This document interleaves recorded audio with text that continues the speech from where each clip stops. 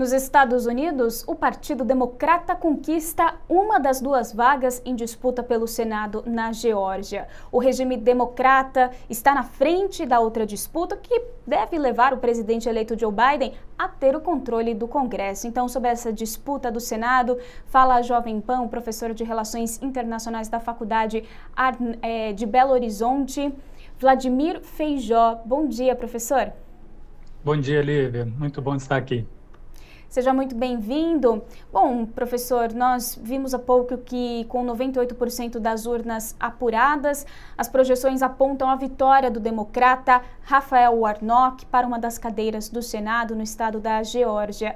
Por que as atenções estão voltadas na Geórgia? O que implica a conquista dessas duas vagas no Senado? Pois é, o caso que nos Estados Unidos existe eleição de segundo turno para o Senado, que aconteceu na Geórgia. No primeiro turno, ninguém obteve mais do que 50% dos votos. Houve até uma pequena margem de vantagem dos dois candidatos, porque são duas vagas dos dois candidatos do Partido Republicano, mas parece agora que essa vantagem se reverteu, tem favorecido os democratas. Mas dentre as duas vagas, o reverendo Warnock parece que já está definido, os grandes veículos de comunicação já acham que a margem é grande o suficiente para a vitória, mas do outro lado, o Orloff tem 40 mil votos a menos que teve o companheiro de chapa, por assim dizer, né, ou de partido, e ainda não é possível confirmar com certeza. O fato é que se os dois democratas ganharem, eles terão possibilidade de apoiar as medidas do presidente eleito Joe Biden. Caso contrário, se os republicanos mantiverem a maioria, a presidência do Senado segue com um republicano e que deve barrar algumas medidas, entre elas a nomeação de ministros juízes para os equivalentes aos nossos tribunais regionais federais, nomeação de também embaixadores e outras tantas medidas legislativas que devem vir propostas pelo novo governo. Exatamente, nós temos então uma cadeira quase que confirmada para o Partido Democrata. Já a disputa entre o democrata Jon Ossoff e o republicano David Perdue segue em aberto, com uma pequena vantagem para o democrata. E nesta manhã o democrata já divulgou um vídeo em que reivindica a vitória. Mas, professora, essa vitória está assegurada? Qual que é o histórico de preferência da Geórgia? Pois é, nos últimos 30 anos, os candidatos republicanos têm ganhado com uma margem significativa. No caso específico dessa vaga do Senado, o Ossoff recebeu mais votos, por exemplo, da população branca do estado que o Warnock. Porém, a participação na região metropolitana de Atlanta para votar no referendo foi maior. Parece que um grupo de pessoas optou por não votar num segundo candidato, deixou de marcar essa segunda opção. Temos que aguardar ainda esse restante de votos, por volta de 98 mil votos restantes a contar.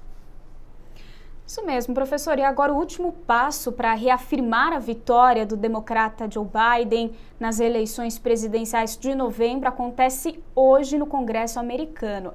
Esse é um procedimento meramente formal, é de praxe. O que pode diferenciar essa formalização nestas eleições que estão tão polarizadas?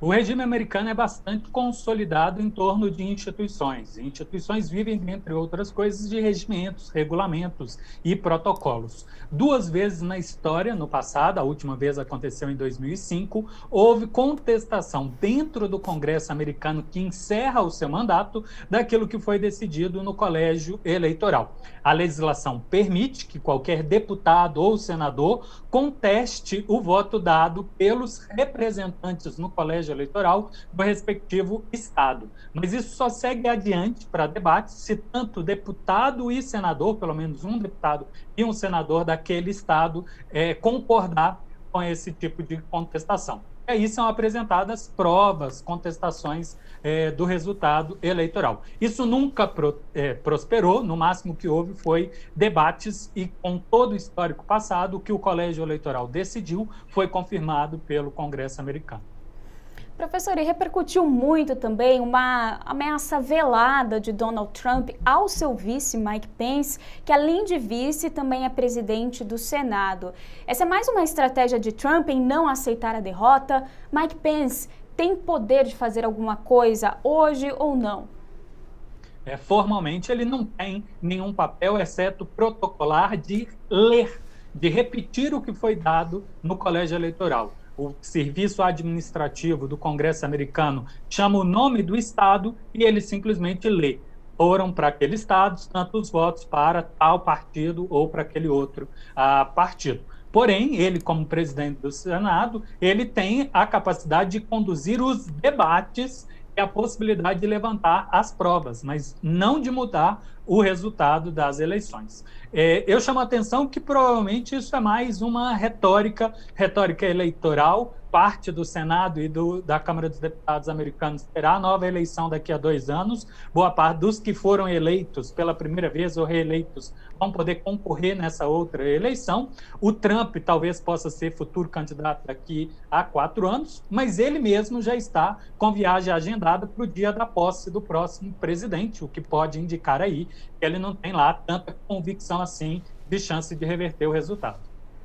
Professor, e até onde os congressistas republicanos estão defendendo o presidente Donald Trump?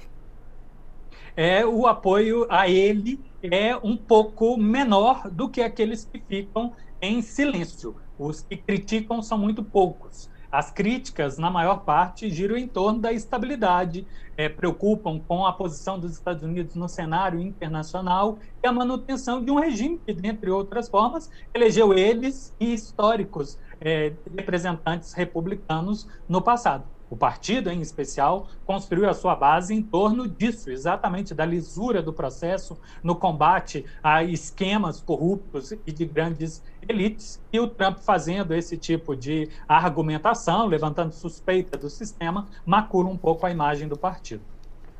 Professor, para finalizar, vamos colocar o seguinte cenário. Uma cadeira vai para os democratas e a outra para os republicanos no estado da Geórgia. O presidente eleito Joe Biden trabalhou muitos anos no Congresso, deve entender muito bem sobre as articulações. Esse é um ponto que pode favorecer Biden, até mesmo se uma das cadeiras forem conquistadas pelos republicanos? Infelizmente não. A principal consequência da maioria é a capacidade de um partido controlar a casa. Não temos uma mesa diretora como no Brasil, eleita pelos próprios parlamentares de todos os partidos. Aquilo ali fica para o que tem a maioria. Nos Estados Unidos segue a lógica, né? Winner take it all, aquele que tem a maioria leva tudo. E com isso o presidente do Senado, o atual, provavelmente seria reconduzido e adotaria a política que fez quando também os republicanos foram líderes do Senado, à época do mandato de um presidente democrata, no caso a época do Obama, que é travar boa parte das votações, atrasar as votações, impedindo então que os projetos executivos entrem em vigor. Bom, agora a Câmara dos Deputados tem maioria democrata. O que diferencia a Câmara dos Deputados do Senado norte-americano para a gente entender essa conjuntura do Congresso norte-americano? A principal diferença é equivalente à que tem no Brasil. A Câmara dos Deputados ela é eleita proporcionalmente à população de cada estado, representando diretamente o povo, os interessados na administração pública, enquanto que o Senado ele contém representantes eleitos para representar os entes subnacionais, os entes federados, que lá são os estados, mas também eles têm muita responsabilidade com os condados, com as localidades. No caso da maioria da Câmara dos Deputados agora, houve uma redução da margem dianteira dos democratas perante os republicanos. E no Senado só haverá equivalência de forças porque 2 senadores independentes historicamente têm votado com os democratas. Nós conversamos com o professor de Relações Internacionais da Faculdade Arnaldo de Belo Horizonte, professor Vladimir Feijó. Muito obrigada. Obrigado, Lívia. Tenha um bom dia.